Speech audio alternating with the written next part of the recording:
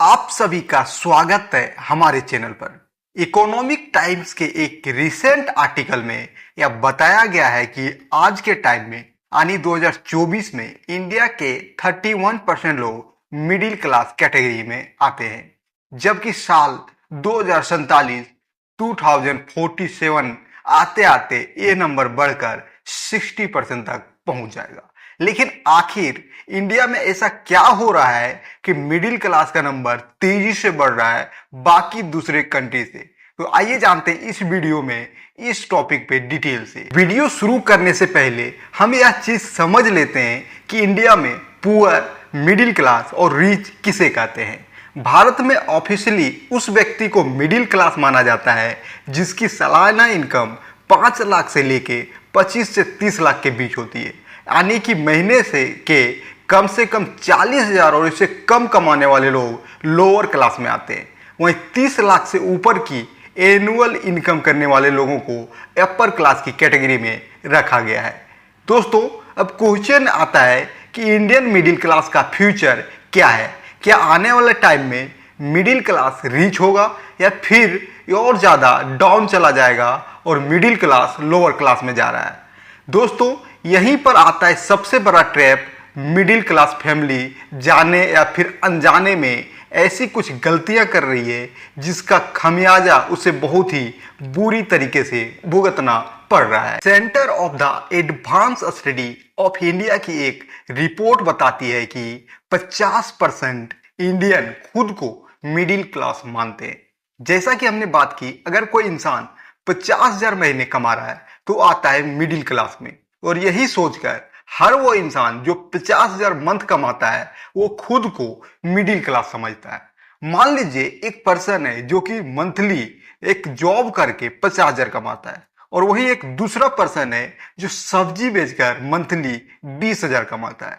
अब यह पर्सन अपने आप को मिडिल क्लास कहेगा या पर्सन अपने आप को कहेगा लोअर मिडिल क्लास? दोस्तों, यहां पर आता है आंखें खोल देने वाला सच जो आपके दिमाग के तार खोल देगा। यहां पर यह बंदा फैमिली में अकेला काम करता है, बच्चा पढ़ाई करता है, पत्नी हाउस वाइफ है, माँ भी घर में रहती है, क्योंकि सब सोचते हैं बेटा 50,000 कमा रहा है तो फिर क्यों हमें काम करना है। अब इसकी इनकम 50,000 नहीं बल्कि 50,000 डिवाइडेड बाय 4 यानी कि 12,500 हुई, क्योंकि इसी 50,000 में सबको गुजारा करना है। जिसकी मंथली इनकम 10 से 20,000 होती है उसे हम कहते हैं लोअर मिडिल क्लास। यह बंदा मिडिल क्लास में नहीं बल्कि ये आता है लोअर मिडिल क्लास में। यहाँ आपको भी समझने की जरूरत है कि आपकी इनकम क्या है, आपके घर में कितने लोग अर्निंग कर रहे हैं और आप किस बजट में आते हैं, यानी कौन से लेवल पे आते हैं। अब आते हैं दूसरे बंदे पर। यह भाई सब अकेले कमाते 20,000, पैसे कम पड़ रहे थे इसलिए इसकी पत्नी भी मेड का काम करती है, यानी दूसरे के घरों में जाके झाड़ू पोछे का भी काम कर लेती है, और वो भी महीने के 4-5 घरों में काम करने से 15 से 20,000 आराम से कमा लेती है। इसका एक बेटा भी है जो जॉब करके 15 से 20,000 मंथली वो भी कमा लेता है, और इस तरह से इसकी पूरी फैमिली पूरे महीने मिलकर 60 से 70,000 कमा लेती है, यानी कि पर पर्सन 20 से 25,000 तक के इनकम इसकी फैमिली कर रही है। और ये आते हैं मिडिल क्लास में। ऊपर से इन लोगों के खर्चे भी बहुत कम है। कार में घूमने का शौक होता है, ना ही ब्रांडेड कपड़े खरीदने का शौक होता है, और ना ही लाखों रुपए खर्च कर अपने बच्चे को शहर के बेस्ट स्कूल में भेजना पसंद करते हैं। और यहाँ पर आती है सबसे बड़ी लर्निंग जो आपको भी सीखने की जरूरत है, और मैंने भी ये चीज़ें सीखी है। आपको समझना चाहिए कि आपकी जो रियल सैलरी है वो तब निकल कर आती है जब आप अपनी सैलरी को अपने परिवार में कितने लोग हैं और उनसे डिवाइड करते हैं, तब निकल कर आती है आपकी एक्चुअल सैलरी और असली सैलरी।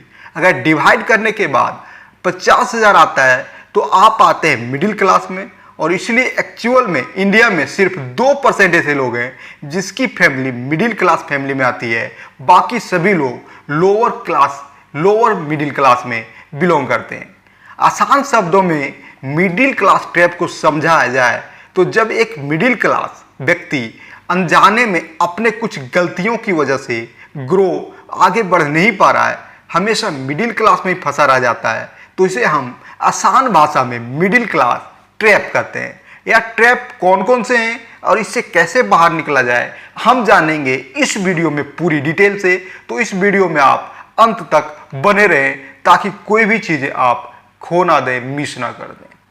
ट्रैप नंबर 1 आता है फैमिली में सिर्फ एक पर्सन पर डिपेंड हो जाना। दोस्तों, आज के टाइम 90% फैमिली में एक पर्सन पे लोग डिपेंड हैं कि मेरा बेटा या मेरी बहू या मेरा पेरेंट्स कमा रहे हैं, मुझे कमाने की क्या ज़रूरत है।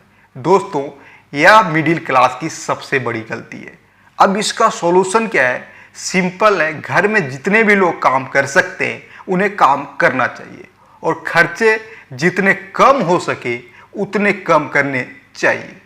इसके साथ साथ बिजनेस इनसाइडर का यह आर्टिकल बताता है कि इंडिया में सिर्फ 32% ऐसे महिलाएं हैं जो शादी के बाद जॉब करती है। यहाँ पर फीमेल्स को भी आगे आना होगा और काम में लगना होगा और अपने फैमिली को सपोर्ट करना होगा, क्योंकि अगर घर में सिर्फ 2 लोग ही हैं और सिर्फ अगर एक इंसान कमाता है तो जो इनकम है वो आधी हो जाती है। फैमिली में जितने ज़्यादा लोग होंगे और जितने ज़्यादा लोग काम करने वाले होंगे और काम करेंगे उतनी इनकम बढ़ेगी और ओवरऑल इनके इनकम बढ़ेंगे। आप एक्चुअल में मिडिल क्लास से बाहर निकलेंगे और उनसे आप रीच की ओर बढ़ेंगे। दोस्तों, इसके बाद आता है trap number 2, never learning the earn save and invest rule. दोस्तों, आज के टाइम मैं खुद अपनी बात करूं तो मैं अपनी फैमिली में कभी ये नहीं देखा कि हम जो हमारे हैं वहाँ से सीखें या फिर कुछ इन्वेस्ट करें या फिर कुछ बचाएं। एक मिडिल क्लास व्यक्ति पैसे कमाने के लिए दिन रात मेहनत करता है, लेकिन जब पैसे खर्च करने की बड़ी बात आती है तो मिडिल क्लास व्यक्ति आंखें खोलकर उस पैसे को उड़ाने लगता है, क्योंकि उसे टाइम, उसकी ये थिंकिंग होती है कि हमने इतनी मेहनत से ये पैसे कमाया है तो क्या अभी इन पैसे को अपने शौक भी ना पूरा करें। और मैं भी यही सोचता था, लेकिन अब चीज़ें धीरे धीरे जब मैंने समझा तो इस चीज़ों को मैंने बदला। पैसे खर्च करके इंजॉय करना या अपने शौक पूरे करना बिल्कुल भी गलत नहीं है, लेकिन अपने इनकम का एक फिक्स्ड अमाउंट और इन्वेस्ट किए बिना सारे पैसे सिर्फ ज़रूरी चीज़ों और शौक पूरे करने में खर्च करना या 100% गलत बात है, क्योंकि इमरजेंसी के वक्त शौक में लिए गए चीज़ काम नहीं आती है, बल्कि वो पैसे काम आते हैं जिसे आपने इन्वेस्ट किया हो या सेव किया हो। अगर आपने कभी भी कोई भी सेविंग या इन्वेस्टमेंट किया ही नहीं है तो जाहिर तौर पर है इमरजेंसी के वक्त आपको किसी और से उधार लेना पड़ेगा, जिस वजह से मैं आपके आने वाले समय लोन चुकाने में ही निकल जाएगा और आपकी ग्रोथ रुक जाएगी। इस तरह से आप कभी भी एक हाई क्लास में व्यक्ति नहीं बन सकते। दोस्तों, यहाँ समझने वाली भी बात सबसे बड़ी चीज़ है कि आपने कोरोना के टाइम जब हमारे पास सिचुएशन ख़राब हुई थी तो आप एक बार नज़र दौड़ाएं या थोड़ी सी आप रिपोर्ट देखें तो यहाँ जो मरने वाले पर्सन थे सबसे ज़्यादा मिडिल क्लास और लोअर क्लास वाले थे। आप सोचेंगे भाई ऐसा क्यों? रीज़न ये आता है कि उस समय पैसे हमारे पास मिडिल क्लास और लोअर क्लास वाले के पास नहीं थे। हम इलाज अच्छे हॉस्पिटल में नहीं करा सकते, हम अच्छे हॉस्पिटल नहीं जा सकते। दैट्स रीजन कोरोना टाइम में मरने वालों की संख्या 80% जो थी मिडिल क्लास और लोअर क्लास वालों की थी। तो इसीलिए कहा जाता है कि अपने इनकम का कुछ पार्ट, कुछ पैसे को सेव और इन्वेस्ट जरूर करें।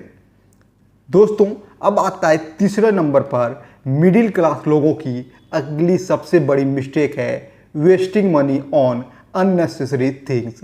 मतलब जो जरूरी नहीं है उस जगह पे ज़्यादा खर्चे करना। दोस्तों, एक कोट है जो कि मुझे बहुत ही पसंद है। वो एक ये है कि गरीब व्यक्ति अमीर देखने के चक्कर में और ज़्यादा गरीब होता चला जाता है। कुछ लोग ऐसे होते हैं जो अमीर दिखने पर फोकस करते हैं और कुछ लोग ऐसे होते हैं जो कि अमीर बनने पर फोकस करते हैं। कई सारे मिडिल क्लास लोग अमीर दिखने के चक्कर में, अपना स्टेटस हाई शो करने के चक्कर में कुछ ऐसी जगह पैसा वेस्ट करते हैं जिसका कोई मतलब और कोई सेंस ही नहीं निकलता है। सेकेंड चीज़ जिस पर फैमिली अपनी पूरी लाइफ टाइम इनकम 4 में से 5 दिनों में खर्चा कर देती है वो है शादी। शादी पर बहुत ज़्यादा पैसा आज के टाइम मिडिल फैमिली और लोअर फैमिली करती है। कई सारे मिडिल क्लास लोग कर्ज लेकर शादी करते हैं और फिर अपनी पूरी ज़िंदगी उस कर्ज को चुकाने में लगा देते हैं। मेरा आप सभी से सवाल है कि अगर पैसा नहीं है तो यह क्या ज़रूरी है शादी को इतने बड़े लेवल पर करके खुद कर्जे में डूब जाए?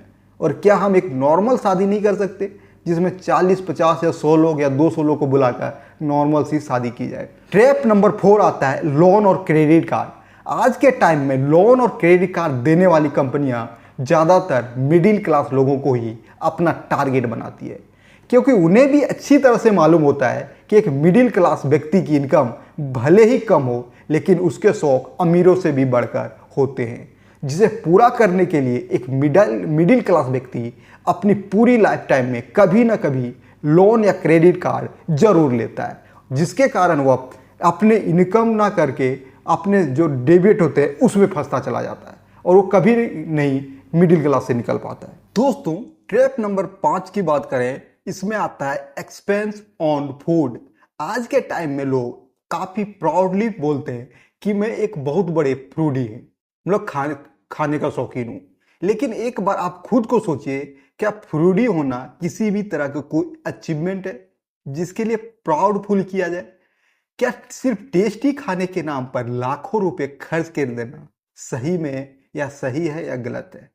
अब दोस्तों, यहां मैं आपको खाने से रोक नहीं रहा हूं, बल्कि मैं ये सलाह दे रहा हूं, आप हर दूसरे या तीसरे दिन जोमेटो स्विगी से खाना ऑर्डर करना बंद कर दीजिए और ये फैसला कीजिए कि हफ्ते 2 हफ्ते में एक आध बार बाहर का खाना जोमेटो या स्विगी से ऑर्डर करेंगे। बाकी के दिन घर का खाना खाएंगे, जिससे आपकी फिजिकल हेल्थ और फाइनेंशियल हेल्थ दोनों सही रहेगी और आप एक अच्छी लाइफ भी जिएंगे।